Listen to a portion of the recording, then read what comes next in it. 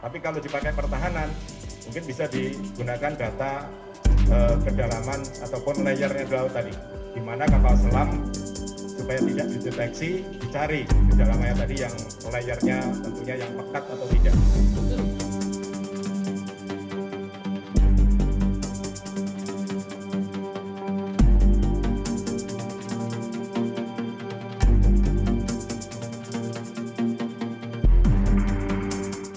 Drone selam China berkeliaran di perairan Indonesia. Sudah 3 drone mata-mata bawah laut China ditangkap di perairan Indonesia, dengan yang terbaru ditangkap seorang nelayan sebelum Natal di dekat Kepulauan Selayar di Laut Flores. Pakar militer curiga peralatan mata-mata itu untuk mengintai rute kapal-kapal selam ke Samudra Hindia melalui perairan Indonesia. Pihak Australia menjadi sangat waspada karena penangkapan terbaru drone selam tersebut mengungkapkan bahwa Beijing secara aktif mensurvei titik-titik penghambat pengiriman yang penting ke utara Australia. Itu bisa memiliki implikasi yang mengerikan jika perselisihan perdagangan kedua negara itu memburuk. 3 drone mata-mata bawah laut yang telah ditangkap di perairan Indonesia merupakan rancangan China. Mereka terlihat seperti tabung sederhana dengan sayap. Tapi mereka dikemas penuh dengan sensor dan pemancar jarak jauh untuk mengirimkan penemuan mereka kembali ke markasnya. Satu ditemukan di Jalan Raya Pengiriman Tersibuk di Dunia, Selat Malaka antara Indonesia dan Singapura. 2 lainnya ditemukan di dekat Selat Sunda dan Lombok. Semuanya jalur penting dan rawan itu menjadi pintu gerbang di mana minyak dari Timur Tengah menuju ke China. Ini adalah satu-satunya saluran air dalam yang menghubungkan Laut China Selatan ke Samudra Hindia. Itulah sebabnya siapapun yang mengontrol saluran air sempit ini dapat membuat ekonomi seluruh negara bertekuk lutut. Analis militer internasional mengidentifikasi glider-glider selam itu sebagai kendaraan bawah air tanpa awak, UUV, buatan China. Gambar-gambar dari glider selam itu menunjukkan 3 tonjolan mirip kamera di hidung badannya yang berbentuk torpedo, dengan antena panjang memanjang dari belakang.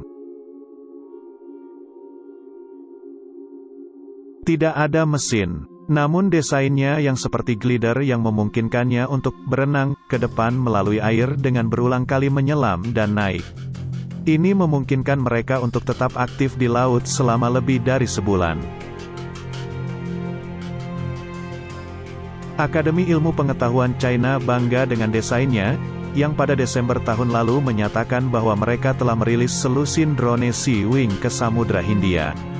Drone selam ini kemudian dilaporkan menempuh jarak sekitar 12.000 km dan menyelam hingga 6,5 km di bawah puncak gelombang. Drone-drone selam serupa pernah berkeliaran di Laut China Selatan pada 2017. Analis militer juga berspekulasi bahwa drone-drone selam itu dapat bertindak sebagai pemburu kapal selam, yang mampu menemukan, mengidentifikasi, mengikuti, memotret dan menargetkan lawan di bawah air. Prospek Beijing secara diam-diam mensurvei medan bawah air dari saluran air yang tersumbat ini sangat mengganggu. Tidak hanya drone yang mampu memetakan setiap sudut, celah, dan bangkai kapal di dasar laut, mereka juga dapat memetakan perubahan suhu air, salinitas, dan kecepatan arus. Glider ini mungkin, dalam beberapa kasus, innocent, tetapi mereka secara alami dicurigai. Ini mungkin bukti bahwa China sedang mengintai rute kapal selam potensial ke Samudra Hindia, melalui perairan Indonesia. Atau ada beberapa rencana angkatan laut lainnya, tulis analis perang kapal selam HI Sutton. Data hidrografi seperti itu sangat penting untuk peperangan kapal selam, baik untuk kapal selam sahabat untuk tetap tersembunyi maupun untuk membantu menemukan kapal selam yang bermusuhan. Itu juga dapat mengidentifikasi lokasi paling efektif untuk memposisikan ranjau laut untuk menyerang kapal yang lewat di atasnya.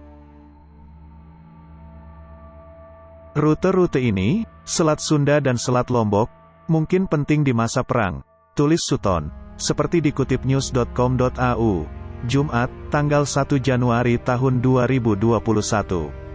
Intelijen yang dikumpulkan oleh drone mungkin berharga bagi Angkatan Laut China jika kapal selam mereka berniat untuk menggunakan selat ini.